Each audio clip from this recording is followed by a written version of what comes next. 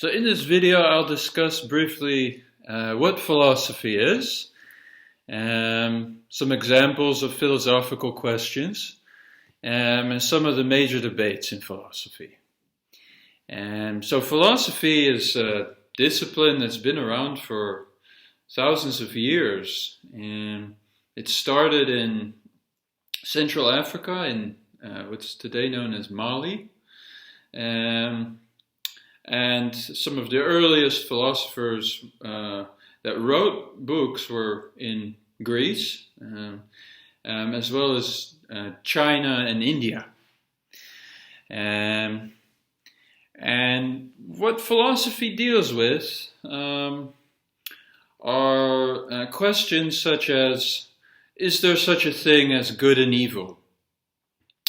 Is there a purpose to life? Or do we as individuals create a purpose to life? Another important philosophical question is, what can we know? And is there anything that we can't know? What are the limits to our knowledge? Also, what does it mean to be free? Are we as human beings free? Do we fully make our own free decisions? Or are there things that prevent us from being free? And if so, what are those things? So these are a few philosophical questions, although there's many. So in this class, we'll discuss a few of the major figures in philosophy, beginning with Buddhism, but also looking at the philosopher Immanuel Kant and Jean-Paul Sartre. As well as John Stuart Mill, and some philosophers in the existentialist tradition. So philosophy has also some important kind of subtopics. So some of those that you'll look at in this class are ethics. Ethics deals with, for example, how should you act in order to be a good person? Are there any norms that you should follow and that should govern your life? Epistemology, these are the things I mentioned a moment ago, questions of knowledge. How do we know? What does it mean to know something?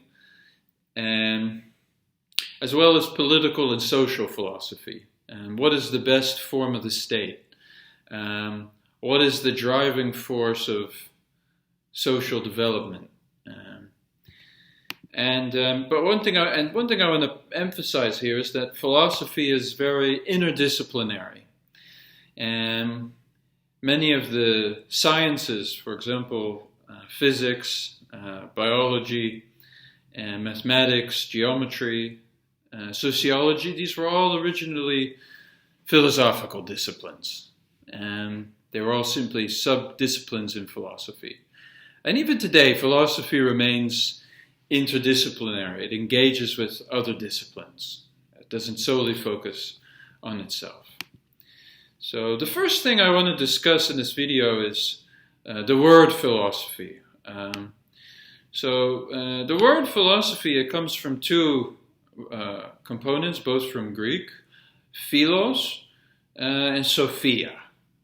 Philos meaning love or passion, and sophia meaning wisdom or truth, or even in some cases knowledge. But in order to understand the word philosophia, we need to begin with the word sophia, the second component, before we can look at the first. So the word sophia, it literally translates into wisdom, but a more correct translation is truth. And this is because philosophers have always been concerned with the question of truth. What is truth? What is it? Does it exist? Is there such a thing as truth? And is it absolute? Is it something that's always existed? Or is truth rather something that's relative to the social conditions of its emergence? And furthermore, what constitutes the content of truth? What makes something true? When we say you're speaking the truth, what is it that makes it true? Is it simply the logical correspondence between what you're saying and the way things are, or is it something else? So what makes something true? These are all questions that philosophy deals with, and historically there have been two major theories of truth that have kind of been in conflict with each other.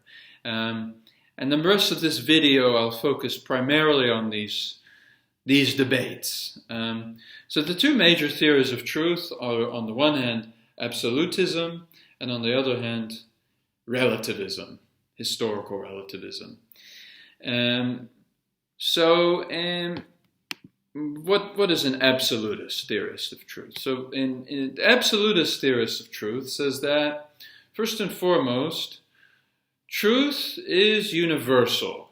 There exists a set of truths, and those truths have always existed. Those truths are universal, they apply to every society, and they're identical. Whether you find them in ancient societies or modern societies, whether you find them in one country or another, the truth is always the same. And an absolutist theorist of truth claims that truth itself doesn't change. It remains the same. It's kind of static, and it's objective. Now, one characteristic of absolutist theorists of truth is that truth is something that we can arrive at through the use of science. Using scientific methods, we can arrive at a true understanding of the way things are. Some absolutist theories of truth would say that yes, the truth is absolute, but it's something that's always changing. Our knowledge of it, rather, is always changing. And although the truth doesn't change, our relationship to it is something that's constantly changing. This would be a kind of historical absolutism, because it emphasizes the absolute nature of truth, but at the same time it emphasizes that our knowledge of it is limited by our kind of scientific abilities. But there are other theorists of truth, more religiously inclined, that would actually argue something quite different. And one of those is Plato, the ancient Greek philosopher. And Plato thought that there exists what he calls forms of truth. And these forms are unchanging, and they make everything the kind of thing that it is. So, for example, Plato would say that if you see something that's beautiful or good, a good person, or a beautiful painting, Plato would say that the reason that the beautiful or good thing exists is only because there exists a form of the beautiful or of the good. And these forms exist in a kind of abstract metaphysical heaven. They don't exist as part of the world. So the form of the good, the form of the beautiful, exceeds the world and anything we can possibly experience of it. And every good or beautiful thing that exists is only a kind of reproduction of that form. And according to Plato, human beings have the ability to know these forms by exercising their rational abilities, which he says is part of our soul. So if I use my rational abilities, which is on the side of my soul, then I can come to gradually know the form of the beautiful, the form of the good, the form of the true. And he thinks that this formal knowledge is far superior to any kind of knowledge that we could have using our senses or our experience. So if I see a beautiful painting, or I make judgments about good people, then that knowledge is on a kind of lower kind of quality, lower level, than if I use my purely abstract conceptual abilities to come to know the form of the beautiful or the true. And Plato thinks that this is a kind of what he calls dialectical process that you arrive at through a kind of discursive process of reasoning. And his idea is that the job of philosophy is to know those forms, to come to understand and to know the true forms that govern reality. And so this is quite different from a kind of scientific approach, which says that those a scientist or a biologist or a social scientist wouldn't say that these kind of forms exist. There's no form of the beautiful or the form of the good that exists in some abstract metaphysical heaven. They would say that these things are part of the material world, and that using our rational abilities only makes sense in relationship to our experience, right? So if you're a scientist, you're constantly experimenting, drawing hypotheses, trying to find evidence to prove your scientific theory, and gathering facts that prove it. And at a certain state, you can say that we know such and such is the case because scientists have proved it.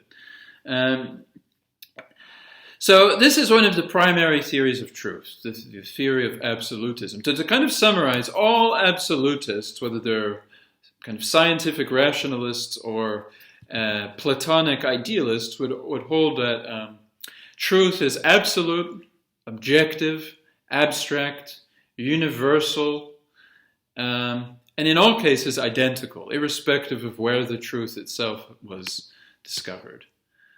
So the other theory of truth is what's called relativism. So what a relativist argues is first and foremost that truth doesn't exist. There's no such thing as truth. Because truth is subjective. It depends more or less on my particular experience of reality. And that truth is different for every single person. One of the primary theorists of the relativist theory of truth is a French theorist by the name of Michel Foucault. And Foucault thought that truth was something that was constructed through language. And the way he understands language is not just communication, but a set of practices that are organized through linguistic means. So, for example, the practices that the scientists engage in scientific institutions, such as universities, research academies, government-approved research bodies, he thought that these things organize a set of linguistic practices, and only within those practices does truth emerge. And he thinks that truth is really just an invention of the scientists rather than something that actually exists. And he says that it's also relative to your culture, that it's actually one's cultural environment that produces truth. And so it's kind of an anti-scientific approach to truth, which in many ways is starting to emerge again today in many places, with people entirely denying that science is a means by which we can know things, and creating a kind of extreme skepticism around science. And interestingly, some of them are turning to these kind of relativists as a kind of way to back up their claims. Some other important relativist theorists of truth come under the body of what's called postmodernism. And some of the primary theorists of this, one of the people is Jacques Derrida, another French theorist. And all of them more or less hold the same idea, that truth isn't real, you should be very skeptical of it, you should be skeptical of science. And these people also, in addition to this, generally tend to claim that there's no such thing as ethical norms. that ethics is all more or less something that's invented, and that more or less what's ethical, what's good, what's right, or what's wrong is something that each individual or each culture decides, and that there's no objective ground for judging something to be right or wrong. So I want to summarize the basic characteristics of relativism. So they claim that truth is more or less subjective. Some, like the postmodernists, will say that truth is constructed through language or through science. Others, earlier ones, like the philosopher Bishop Berkeley, would argue that it's not so much that truth is constructed through language, but my subjective experience. These people think that you can't know anything, really, because everything you know is more or less kind of clouded by your subjective perception of things. So they would argue that truth is subjective, it's cultural, it's very particular. Truth is particular to a particular social formation. And they really like to emphasize difference, whereas absolutists emphasize the identity of truth irrespective of the social formation. Relativists emphasize difference, that truth is always dependent on difference, that the difference of societies, languages, more or less create a multiplicity of theories of truths. So in some ways, philosophy can kind of be summarized as a kind of constant debate between absolutists and relativists, between idealists who think that truth is more or less something that's just in your mind or in language, and materialists who think that truth is something that's knowable, objective, mediated through scientific practices. Also, absolutists would say that truth is something that exists outside of me. It doesn't depend on me. Whether I exist or not, it remains true. Whereas an idealist would say that, truth is not something that I can know. It's all kind of in me. So this is a kind of a constant debate. And what we'll see when we look at different philosophers is that while they have very many different theories, the constant debates between absolutism and relativism is a kind of re-emerging trend. And of course, there are different approaches to absolutism, some of them more scientifically oriented than others, and different approaches to relativism. There are some relativists who would acknowledge that there is a value to scientific knowledge, but they would still more or less deny that when we make scientific claims, we're making actual claims to the way things actually are in the world. That they would say it's still very dependent on the investigators.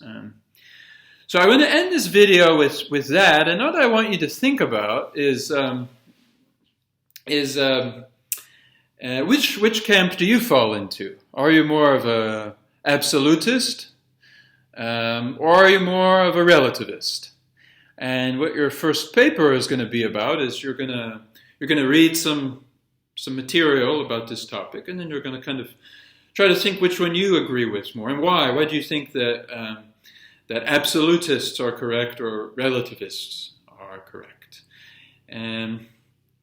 So this is the end of the first part. So the word philos the word Sophia means truth. And every philosopher has more or less concerned himself with the question of truth. What is truth?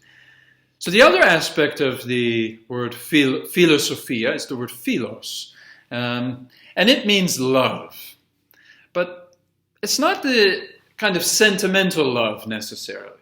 It's not the love we talk about when we talk about a romantic kind of love.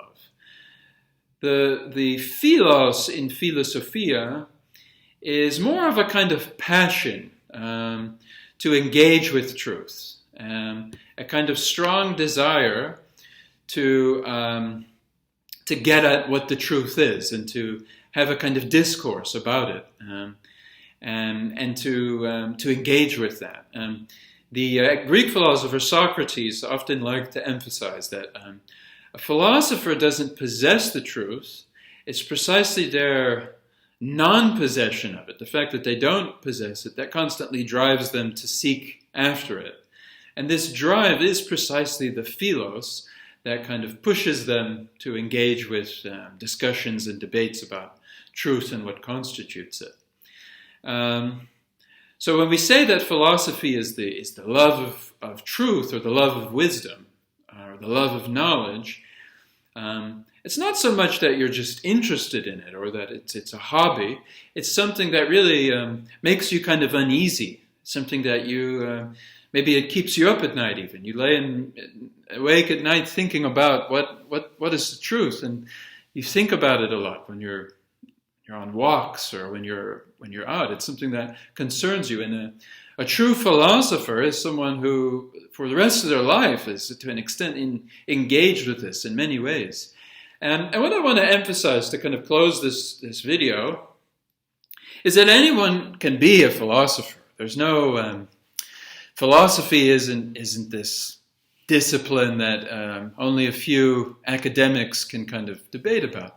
Anyone who's ever started to question for example, something you were raised to believe was true, people who've started to question this, or philosophy, you become a philosopher at precisely that moment. Or maybe something really difficult happens in your life. Maybe you almost died because of illness or something. Or you may start to really question things and really think about things that maybe you'd kind of taken for granted your whole life. Philosophy really often doesn't begin when things are going so well. It often begins at a moment of crisis, a moment of social or economic or personal crisis. This is when people really start engaging with philosophical questions. And this is where the kind of passion for truth often emerges, at this precise breaking point in one's life, what some might call a kind of existential crisis. So this is what philosophy is. It's a kind of passionate engagement with truth. Okay, so this is where I'll end the video for today, and then future videos will further engage with these kind of topics. I hope the video is helpful.